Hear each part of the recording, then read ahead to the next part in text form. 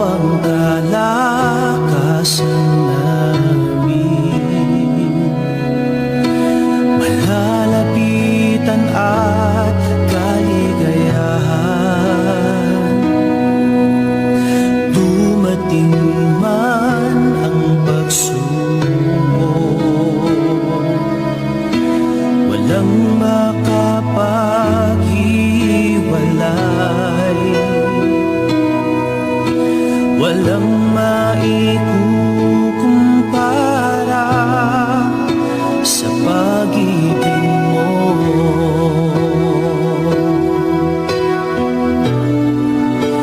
Gaano man kalayo ang langit, pag-ibig mo'y para sa lahat. Luluhod kami sa paanan mo at sasamba sa'yo, Diyos. Gaano man kalayo ang langit, pag-ibig mo'y para sa lahat. Ikaw aming Diyos, ang kalakasan at kaligayahan.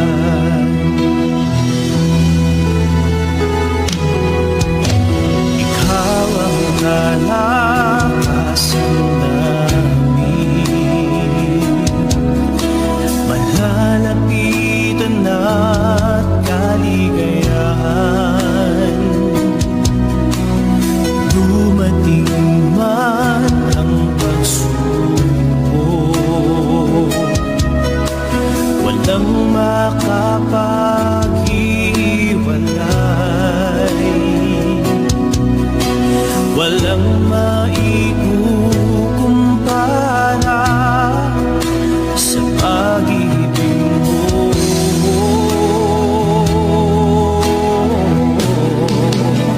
Gaano man kalayo ang langit, pag-ibig mo'y para sa lahat. Luluhod kami sa paanan mo at sasamba sa'yo, Diyos. Gaano man kalayo ang langit, pag-ibig mo'y para sa lahat. Ikaw aming Diyos, ang kalakasan at kaligayahan.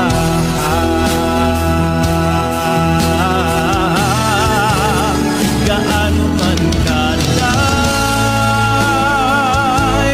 ang langit,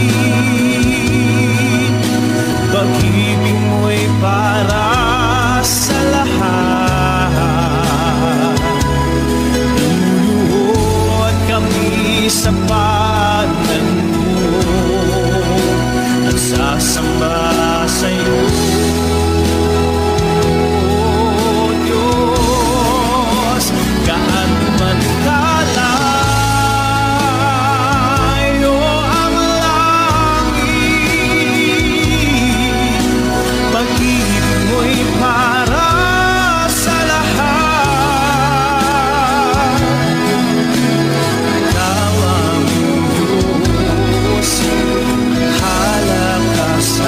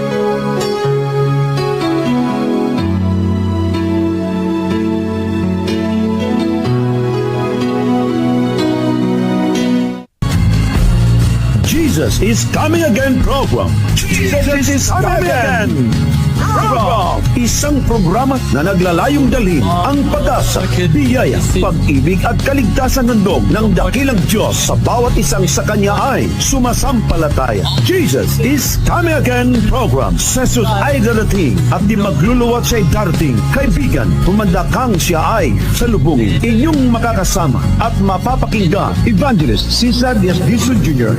sa ating Jesus is Coming Again program. Alright, let's go to what is last generation theology. Mga kapatid, sabihin ko po sa inyo at direktahan pong pagsabi, sa akin pong pag-research at pag-alam mga kapatid, sa last generation theology, hindi ako kampi dito, hindi ko rin masabing hindi ako kampi, hindi ko sinasabing hindi ko tanggap o tanggap ko.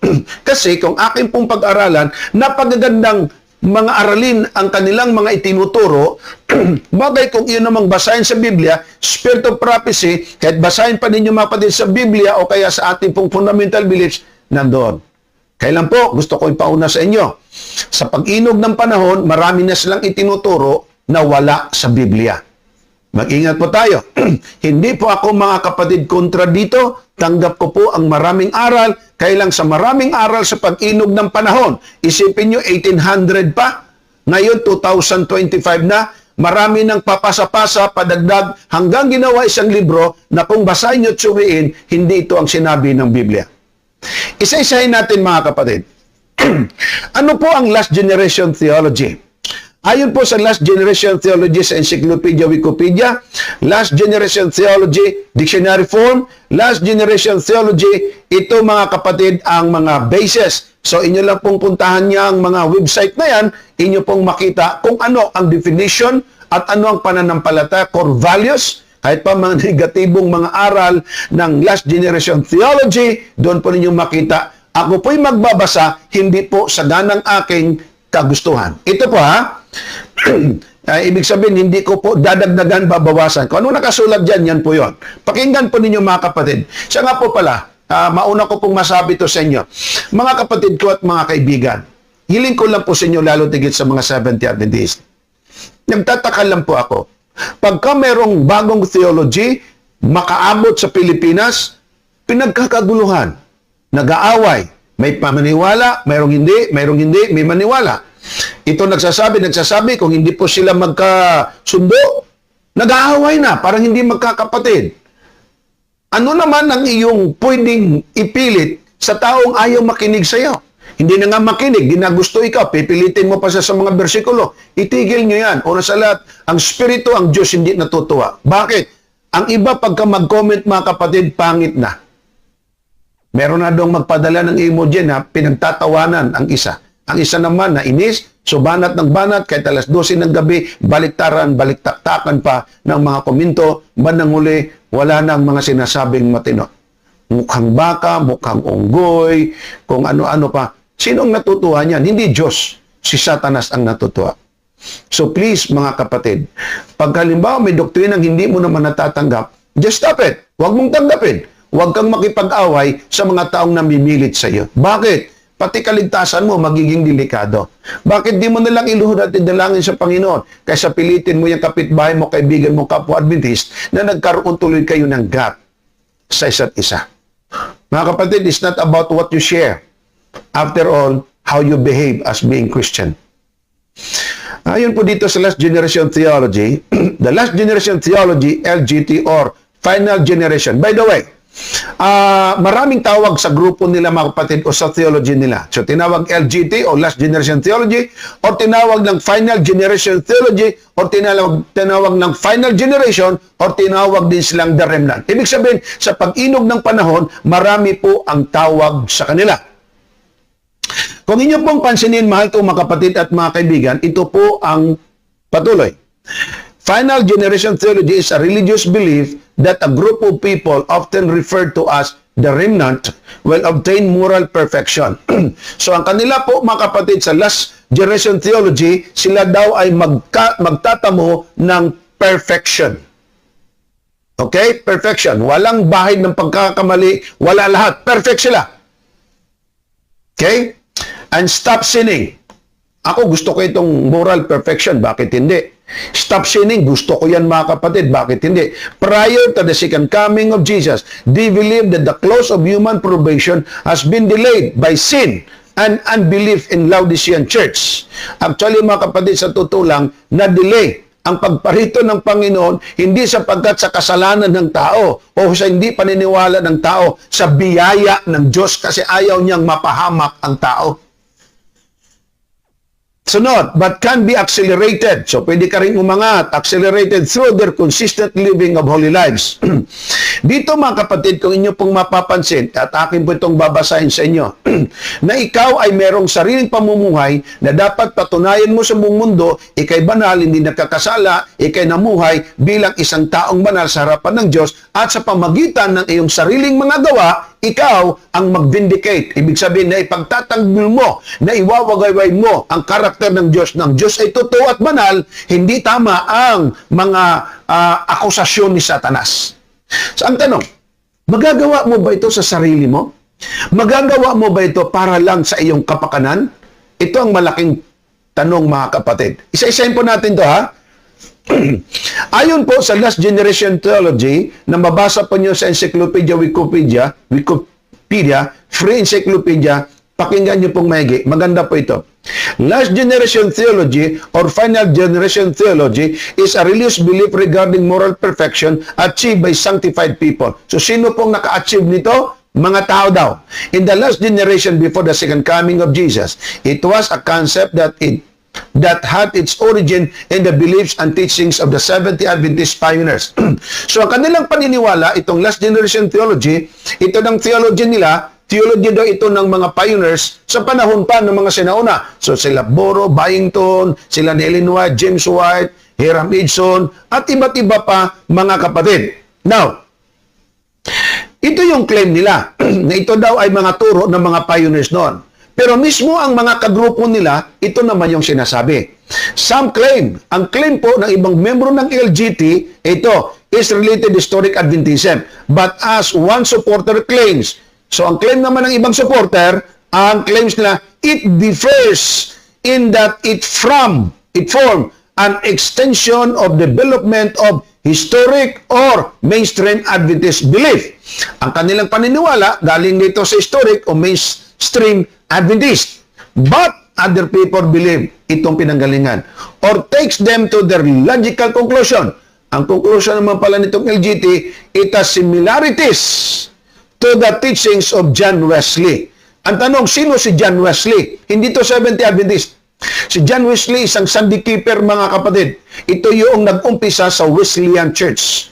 Kaya kung inyo pong papansinin, ang sinasabi po dito, hindi po galing po pala ang turo nito sa Seventh-day Adventist talaga. Pero ating pag-aralan niyo mga kapatid, tuloy-tuloy pa. In his book, A Plain Account of Christian Perfection of Sanctification by Grace. Sino pang author? John Wesley. Ayon sa ilang mga mananampalataya at mga nananalig dito ay galing kay John Wesley. Hindi po galing sa Seventh-day Adventist. Now, sino po ang nag-develop nito pong tinatawag natin na LGT, Last Generation Theology? Ayon po sa aklat nito, Whedon Woodrow, What is Last Generation Theology, page 39? Pakinggan ninyo. And the major shapers of this LGT has been, ito mga kapatid, chronologically, nag-umpisa kay A.G. Wagoner. Ito yung taong nakipagdebatehan about righteousness by faith. Kailan ito? 19th and early 20th century. Sino pa? Si M.L. Andreasen.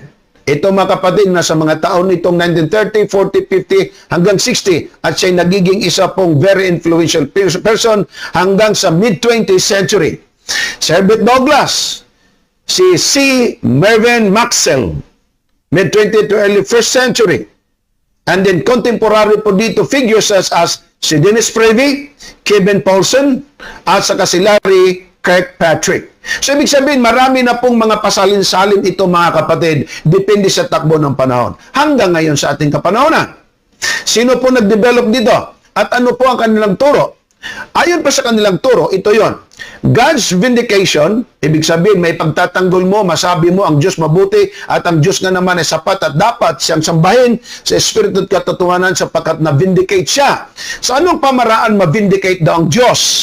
God's vindication before the universe is dependent on the obedience of a last or final generation of perfected believers. So, ang Diyos daw, mapatunayan lang siyang walang sala, kung baga, mapatunayan lang siyang mabuti, banal, nakadepende ito sa iyo at nakadepende sa akin. Ito na yung final generation ang mag-vindicate sa Diyos. Ang iyong gawa, ang aking gawa, ang mag-vindicate sa Diyos. Tanong, totoo ba ito? Kung hayaan mo ang isang tao, kaya niya bang i-vindicate ang Diyos? Baka sarili niya nga siguro mismo hindi niya kayang ma-vindicate. Diyos pa kaya? So, ibig sabihin pala, ang Diyos, ang kanyang vindication nakasalalay sa atin? Nabaliktad yata. Tuloy pa natin. Sa libro po ni M.L. Andreasen, sa topic number 21, The Last Generation, dito ako nag-focus mga kapatid, at saka sa judgment, dito po natin makita ang discussion patungkol sa bagay pong ito. Ito po ang ating pagfokusan. Dito tayo kay Andreasen mga kapatid. Now, ito po ang kanyang turo. Pakinggan niyo po. Furthermore, at the heart of all LGT, dito po ayon kay Whedon Woodrow, at the heart of all LGT teachings is the basic idea. Ito yung basic idea, the core idea. Ito yung pinakaugat, pinakalundo, pinakagitna sa lahat ng turo, that God needs a significant group. So ito ngayon, kawawa ang kalagayan ng Diyos. Naghahanap siya, kailangan niya ang certain group ng mga Kristiyano, ng mga believers who will perfectly obey the law of God. So ang Diyos ang naghahanap ng grupo ng mga tao na kung sino ba ang susunod sa kanyang mga kautusan perfectly.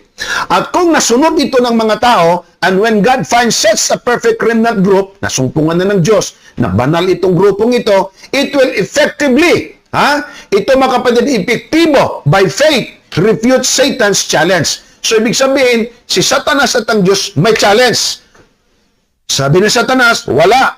Sabi naman ng Diyos, meron. Para ang Diyos mag-vindicate, matalo si Satanas, maghanap siya at naghanap siya ng grupo na kung saan handang sumunod sa kanya, sa kanyang kautusan, pagka nakita niya at may sumunod, tapat sa kanya, makapagsabi siya, Satanas, talo ka. Tingnan niyo mga kapatid. And when God finds such a perfected remnant group, it will effectively by faith refute Satan's challenge that perfect obedience to God's law is impossible. Yan ang sabi ni Satanas. Pero ito ang mangyari. And it will be through the remnant, doon sa mga banal, remnant that God must be vindicated in His requirements of perfect obedience to His holy law. Kasi sabi ni Satanas, di yan kaya ko sundin. Sabi ng Diyos, kaya. Kaya ang Diyos naghanap. Kaya ang sabi dito, God needs significant group. Kailangan ng Diyos ang significant group. Para alin? Na siyang manatiling tapat, banal at sumunod sa Kanya. Pagka nasunod, talo si Satanas. Pag walang makita ang Diyos na grupo, talo ang Diyos. So, ibig sabihin, ang pagkalinis ng pangalan ng Diyos ay nakadepende sa ating pagiging masunurin. Wow. Galing, ano? Parang tuloy ang nangyayari nito, ang Diyos ang ating inililigtas. Ang Diyos ang ating tinutulungan. Tuloy natin. Ayon po sa Sanctuary Service ni M.L. Andreasen, sabi niya, kung isa-isahin natin ito yon, getting to a totally sinless state. Number 1, dapat total sinless ka. Kung sa watermelon pa ito, sa orange, seedless ka. Number 2, vindicating the character of God in the great controversy. So, tanging mga banal lang ang maka-vindicate. Hindi anghel, hindi si Kristo, hindi po kung sino, yung grupo lamang. At alam nyo kung anong grupo yon? 144,000. Actually, marami pa silang doktrina na kung yung pakinggan at panoorin ng mga video, hindi nila binabanggit. Pero kung basahin nyo ang libro nila, tulad ng kailangan maging strict vegetarian ka. Kasi kung hindi ka makapag-vindicate sa Diyos. Ano ibig sabihin? Hindi mo kaya ito kasi kinakain mo nga yung mga hindi dapat kainin na mga lamang kati, paano na lang? So, ibig sabihin, kasama doon mga kapatid ang strict vegetarian. By the way, hindi na lang muna natin yun pag-usapan. Tingnan natin to. Tuloy. Ang ikatlo ay, LGT holds that sanctified people in the last generation, sanctified people in the last generation, before the second coming of Christ, must achieve moral perfection. Kailang ako'y natakot mga kapatid kasi ayon dito sa libro ni Anderson mga kapatid, ikaw ako ay makipagbuno kay Satanas alone. Ano ibig sabihin? Harapin mo si Satanas, lahat ng tukso, alone. Kaya mo bang talunin si Satanas alone? Mamaya, basahin ko sa inyo yan. Ang sabi po ng LGT, ganito, salvation of men is not the most important. Ito naman, ang kaligtasan ng tao, hindi daw ito ang pinaka-importante. Alam niyo ang pinaka-importante? Ma-vindicate ang karakter ng Diyos. So mga kapatid, dalawa itong nag-aawayan ngayon. Salvation ba ang mahalaga? O ang Diyos dapat mapagwalang sala? O kaya maalis yung issue ni Satanas sa Diyos para po ma-vindicate ang kanya pong karakter sa buong universe, tulungan natin na dapat tayo maging banal. Sa tingin ko dito mga kapatid, nagiging baliktad. Tuloy natin The matter of greatest importance in the universe is not salvation of men. Ano daw? Ang pinakamahalaga daw sa buong universo, hindi yung maligtas tayo. Ano ang pinakamahalaga? Important as that may seem, the most important thing is the clearing of God's name from the false accusation made by Satan. So mga kapatid, ito po yun. Wow, ito nang wala sa Biblia. Kaya ang sabi ko, dapat ma-expose ito. Ating tanungin ang Spirit of Prophecy, tanungin natin si Sister White, tanungin natin ng Bible, totoo ba ang sinasabi nito? Isa ito sa malaking kontrobersya. Kasi nga daw, hindi maalaga o importante o mas importante o malaking pagka-importante ang kaligtasan ng tao. Bagay hindi po pwede ito. Bakit? Namatay si Kristo para sa atin, nagpakahirap para sa atin. Hindi pala ito ang mahalaga na ang Diyos ay namatay nung nagkatawang tao. Ang importante pala yung karakter niya ang dapat ma-vindicate. Kaya pala siya pumarito sa lupa, hindi para sa tao, kundi ma-vindicate siya laban sa away nila ni Satanas. Ito na hindi tama. The matter of greatest importance in the universe is not the salvation of man. Importance as that may seem. The most important thing in the clearing of God's name from the false accusation made by Satan. Wow! Ito pa yung kulay green mga kapatid. Itong God is. God is depending upon us. Ito na ngayon ang masaklap dito. Ang Diyos na ngayon ang nakadepende sa atin. Hindi tayo yung nakadepende sa Diyos. Ito yung sabi ko sa inyo na hindi lahat ng turo nila, paniwalaan mo na lang din. Ano po? God is depending upon us as He did upon Job.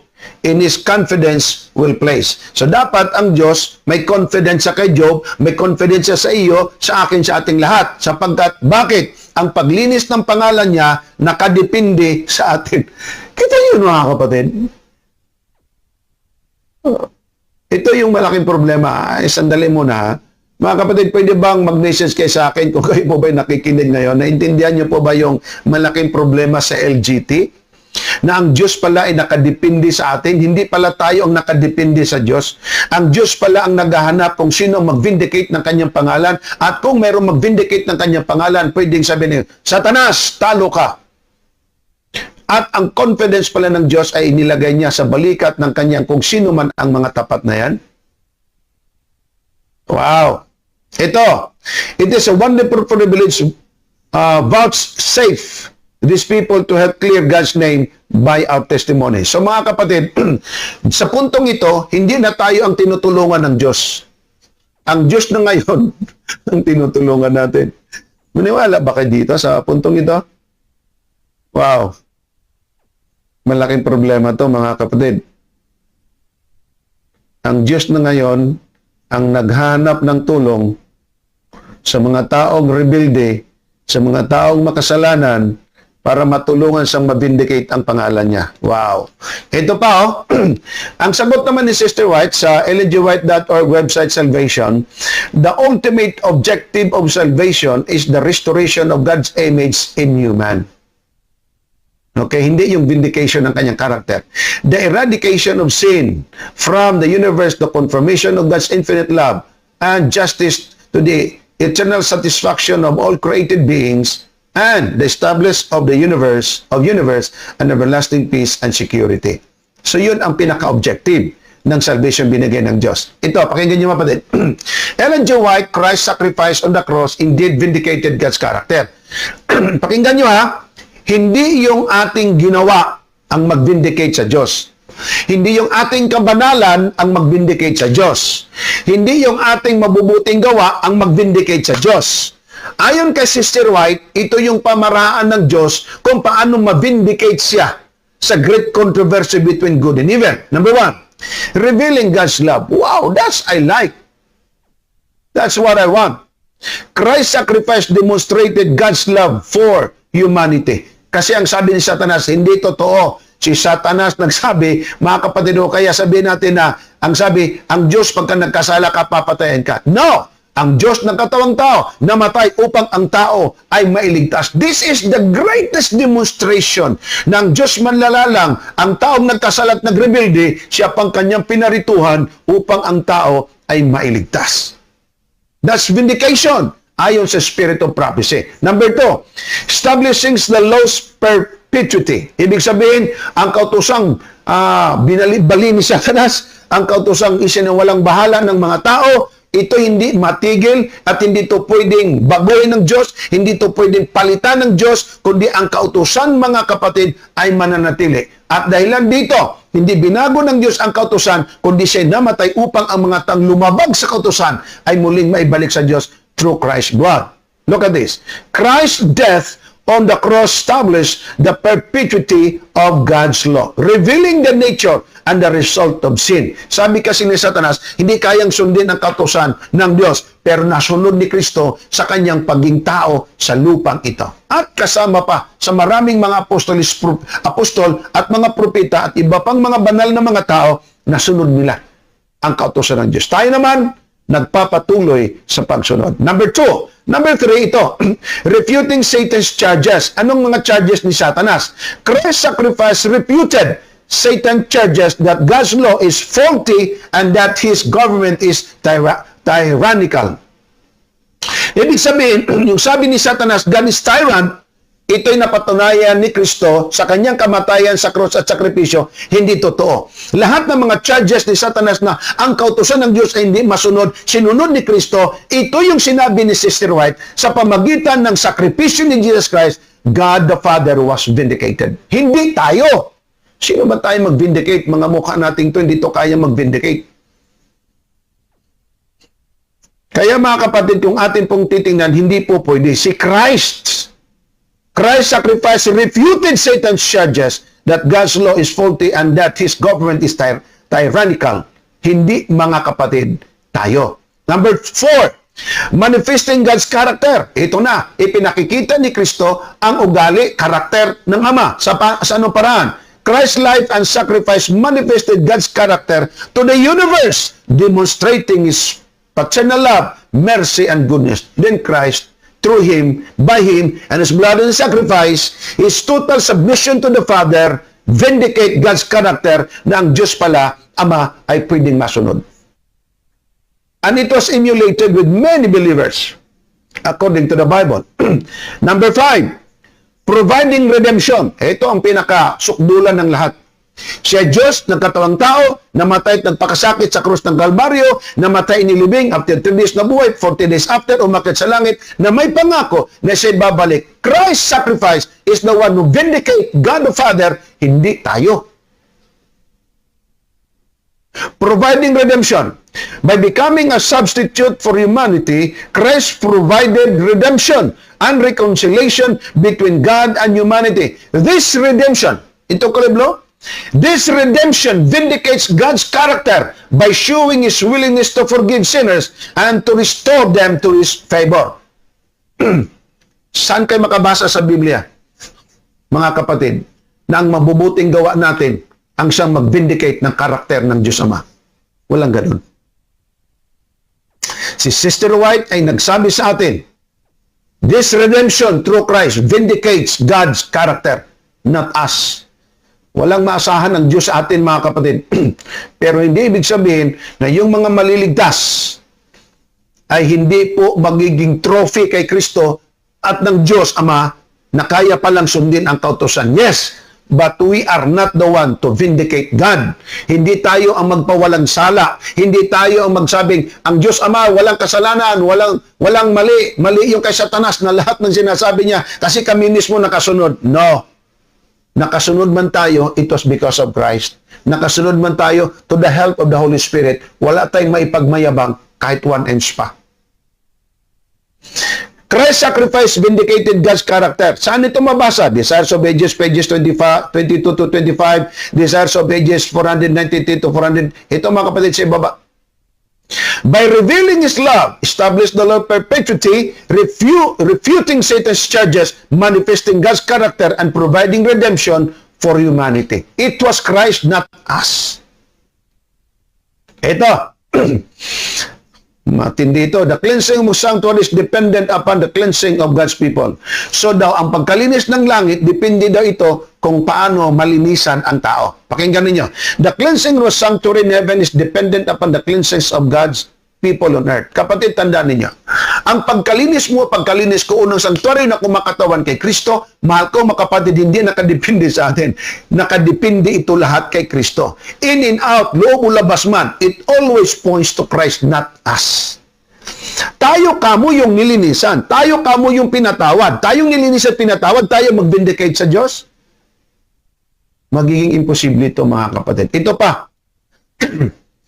Ang Diyos ay nakadepende sa tao na nalinisan. Hindi po pwede. Ang sanctuaryo nakadepende sa atin? No. Hindi po pwede, mga kapatid. Hindi pwede na ang sanctuaryo at pagkalinis nito ay nakadepende sa people on earth. Tayo ang nakadepende sa Diyos. Pakinggan yung sabi ni Sister White. God's character can be vindicated in several ways according to the biblical teachings. Number 1, through Christ's sacrifice. Jesus' death on the cross demonstrate God's love, justice, and righteousness, refuting accusation of hardness of unfairness. So, sino ang inaangat ni Sister White? Si Jesus Christ. Number 2, by revealing God's nature. Number 3, in the plan of salvation. Number 4, through the ultimate defeat of evil, the final defeat of Satan. Tandaan nyo ha, sa LGT, ang final defeat, mga kapatid, pag kayo mga tao, mga banal na, mabubuti na, talo ni si Satanas. No!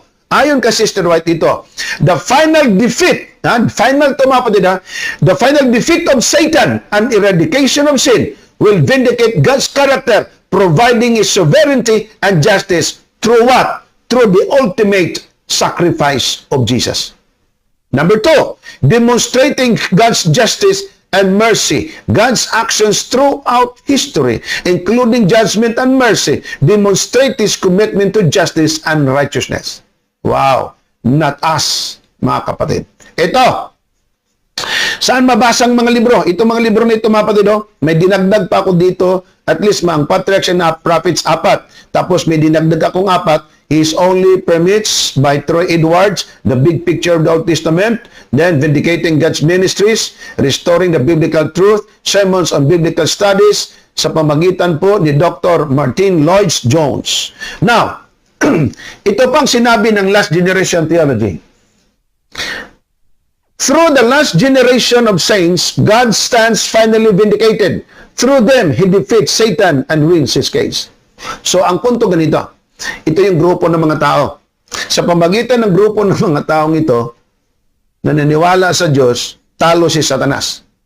So, ibig sabihin, kung wala palang maniwala sa Diyos at sumunod sa Diyos, talo ni Satanas ang Diyos. So, kailangan maghanap talaga ang Diyos ng mga tao na tatayo kasama sa Kanya, manindigan sa Kanya, kasi kung wala, ay talagang talo nga naman ang Diyos. Ito'y hindi totoo, mga kapatid. Ito, kinat and paste ko sa mismong libro, The Sanctuary Service by M.L. Andreasen. Now, ang final vindication again, hindi sa gawa ng tao, by the grace of God. Hindi ang Diyos nakadepende on them, doon sa mga tao, kundi sa Diyos. Ito mga kapatid, ikaw at ako, para mabindicate ang Diyos, makipagboksing tayo ka Satanas one-on-one. Tingnan nyo mga kapatid, itong kulay green, pansinin nyo muna, itong kulay green na lang. God, to make the demonstration complete, does one more thing. He hides himself. So, ibig sabihin, ang Diyos mismo itinago niya kanyang sarili. The sanctuary in heaven is closed. Sarado na. The saints cries to God day and night for deliverance, but He appears not to hear. So, ang Diyos nagtago ng kanyang sarili para bagang tawag ng tawag ang mga tao, walang nakikinig hindi nakikinig ang Diyos. God's chosen ones are passing through Gethsemane. So, katulad ni Kristo, passing through Gethsemane. They're having a little taste of Christ's experience. Those 3 hours of the cross. Ito mga kapatid ang aking kinatatakot. Seemingly, they must fight their battles alone. Anong sabi mga kapatid? Alone. So ako, makipagbuno ako kay Satanas alone. Tanong ko sa inyo, kaya nyo bang talunin si Satanas? Sarili lang nga natin, di natin kayang talunin eh. Pareho nga sa barista, nag-aaway sa Facebook, nag-aaway sa chat. Tapos ikaw pang makipag-away. Ang iba, umabot ka sa puntong, idemanda ko yan. Hindi maganda mga kapatid. Pwede ba tayong makipag-away kay Satanas alone? Pagka nakipag-away ka kay Satanas alone, ito ang mangyari. They must live in the sight of a holy God without an intercessor. So, ibig sabihin, wawa ka. Ang Diyos nagtago, hides Himself. It appears na walang tutulong sa iyo, walang makikinig, bahala ka dyan sa boxing mo. Ganun ba yon? Ano bang sinabi ng Biblia? Revelation 12 verse 1, 11, King James Version. They have conquered Him by the blood of the Lamb and by the word of their testimony. Hindi pala atin, but through the Lamb of God. We conquered, we become winner, triumphant in the name of the blood of Christ and to the testimony of Christ. Hindi tayo alone. Ang sabi mga kapatid ng New International Version, they triumph over Him by the blood of the Lamb and by the word of their testimonies. At tayo na nagumpay. Kasi sabi ni Kristo, ayon sa John 15 verse 5, I am the vine, ye are the branches. He that abideth in me, and I in him, the same beareth much fruit. Far apart from me, ye can do nothing. Si Kristo na mismo nagsabi nito. Wala tayong magagawa kung wala ang Kristo. Tapos, ang sabi ng LGT, you need to fight the devil alone. Yan ang pinaka-paraphrase natin, na makipag-away ka ng mabuting pakipag-away sa kasamaan alone. Kasi ang Diyos nagtago ng kanyang sarili, hindi ka pakikinggan, you need to fight alone. Delikado yon. Ako, ayaw ko. Kasi hindi para talo si Satanas. Ayon po mga kapatid sa ating Sabbath School lesson. Ang Sabbath School lesson po nito ay February 16 to 22, first quarter 2019. Ang title nga mismo mga kapatid, Satan, a defeated enemy. So ibig sabihin si Satanas, talo na. Hindi siya matatalo sa dulo. Ngayon pa lang, talo na siya. He is a defeated foe. Ito, Revelation 12 verse 1, and they overcome him by the blood of the Lamb and by the word of their testimony, and they did not love their lives to the death. Revelation 12, itong yellow sa baba, intended to provide God's people with an assurance that Satan will not succeed because he is already a defeated foe. Tuloy, it is also warning that Satan is determined and will wage all-out war against God's last-day remnant church, and that their only hope, ang ating lamang tanging pag-asa, hindi sa sariling buksingan. Ang sabi, and their only hope and power to overcome is found in Christ. Hindi sa ating sariling kalakasan. So I hope mga kapatid, clear po yan sa punto pong yan. Ito, sabi ni Satanas, dapat makipag-draw ka sa akin, Kristo. Kasi patunayan ko sa iyo, talo ka. Kapatid, nung si Kristo namatay sa cross ng Kalbaryo, patay na, talo na. Hindi yung patay literal ha, talo na si Satanas mga kapatid. Pero ayon sa The Sanctuary Service by M.L. Andreason, 1947, page 114, ito ang sabi. Itong pala yellow, out of the last generation, God will select His chosen people. So, ang Diyos mamili kung sinong mga pwede niyang piliin. Dito sa kulay green, no? Satan has claimed that those who wield Those who in the past have served God have done so from mercenary motives that God has pampered. Hindi ito ako magbasa. Pampered them. And that he, Satan, has not had free access to them. If we were given full permission, sabi ni Satanas, if he will be given a full permission, itong sabi ni Satanas, to press this case, they also would won over. But he charges that God is afraid to let him do this. Sabi ganito subukan ko yung mga taong yan. Yung Diyos ayaw niyang payagan. Bakit? Sapagkat takot daw ang Diyos. Sabi naman ni Satanas, give me a fair chance. Patas ka lang dapat. Satan says. Sabi ni Satanas, and I will win out. Dito mga kapatid, nakikipagbuno pa pala si Satanas. Bigyan mo kong panahon, matatalo ko ang mga yan. Sabi pa kanina, hindi payagan ng Diyos, kasi ang Diyos nga mga kapatid, magtago ng kanyang sarili, makipagbuksingan ka yan ng sariling iyo. Sabi ni Satanas, mananalo ako. Kapatid, tandaan mo, hindi mananalo si Satanas sa bayang inalagaan ng Diyos, naging masunurin sa Diyos. So Satan says, I will win out. Mananalo daw siya. Pero mga kapatid, ayon po sa Great Controversy, pakinggan ninyo. Ayon po mga kapatid sa sinabi po ni Sister White, ito, The Great Controversy, Ellen G. White Foundational Work. The Great Controversy outlines the ongoing battle between good and evil, primarily between Christ and Satan. This conflict began in heaven with Lucifer and created being, rebelled against God, leading his expulsion and the introduction of sin into the world. Number 2, Satan's defeat. According to the Adventist theology, andyan po si baba ang mga libro, Satan's defeat is assured through Christ's atoning sacrifice.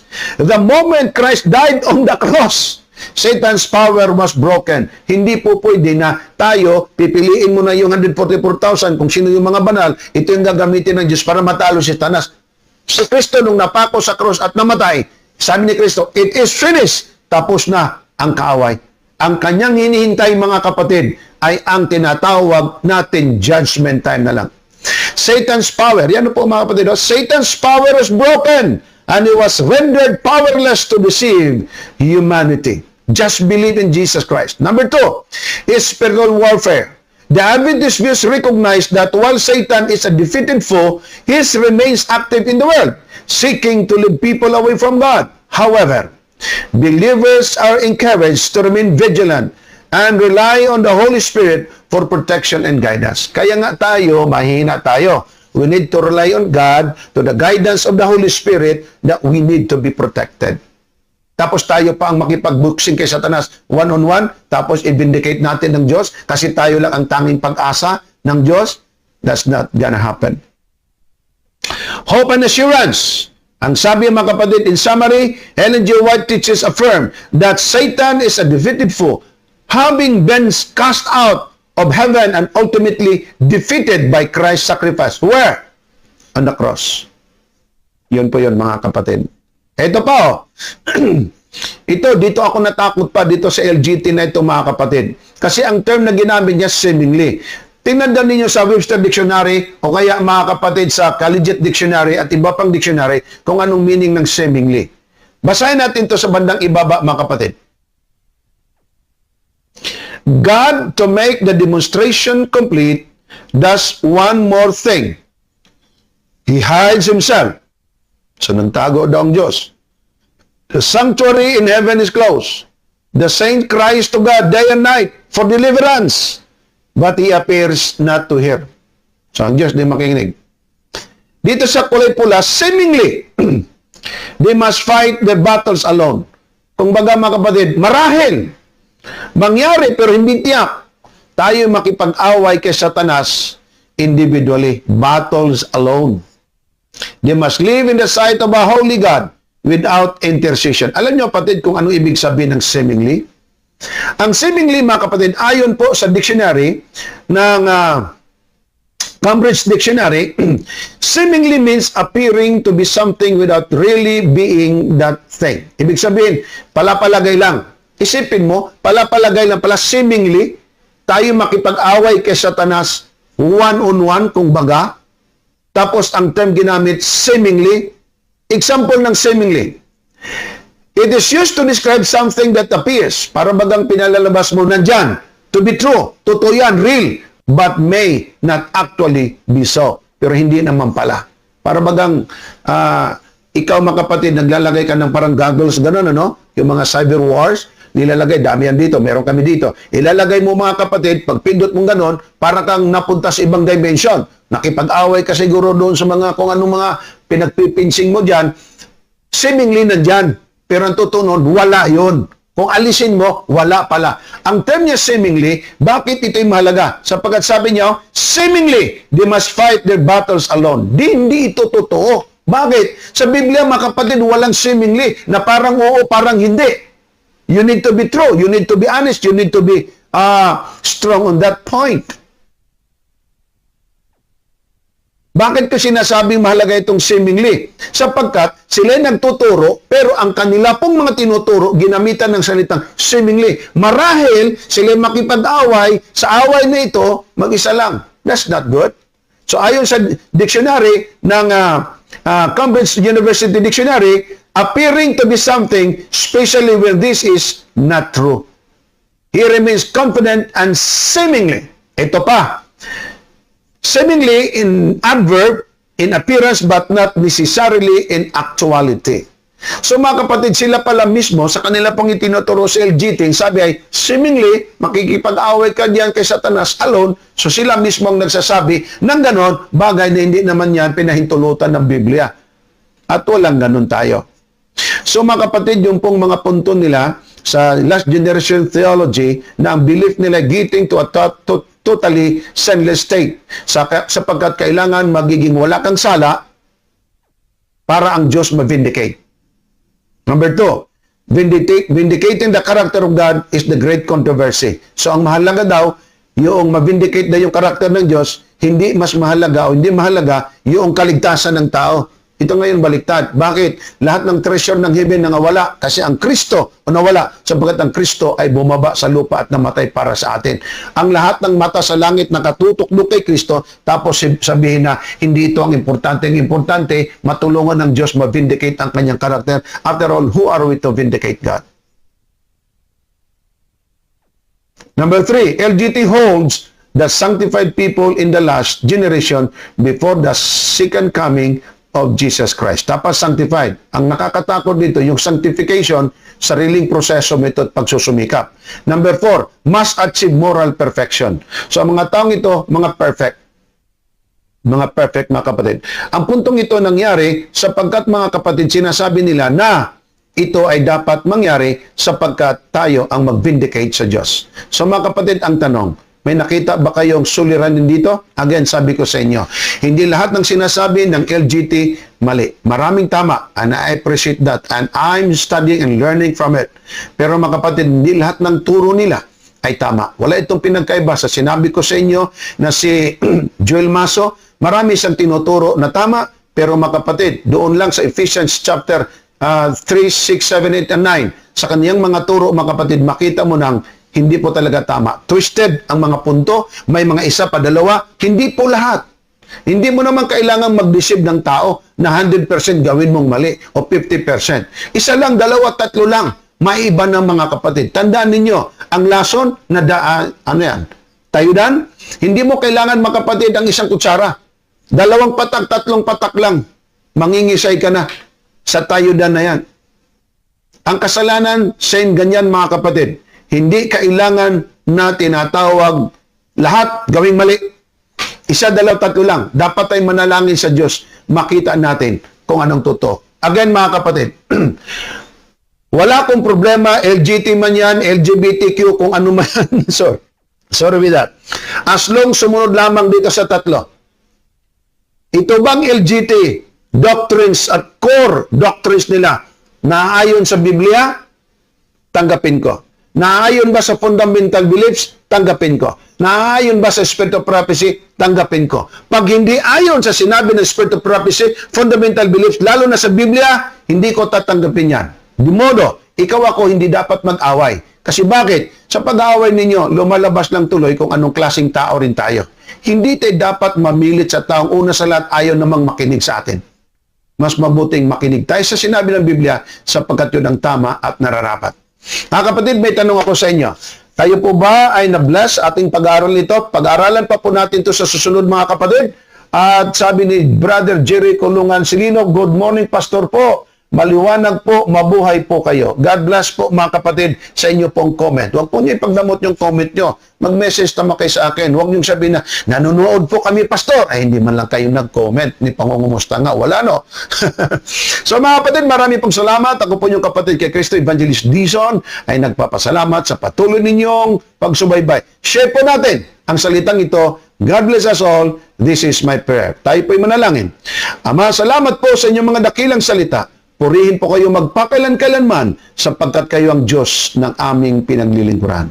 Pagpalain po ang mga katotohanan ito. Salamat sa inyong pagdinig sa pangalan ng aming Panginoong Jesus. Amen. Amen. Maraming salamat mga kapatid at mga kaibigan sa patuloy po niyong pagsubaybay sa ating pong Jesus is Coming Again Media Ministry and God bless us.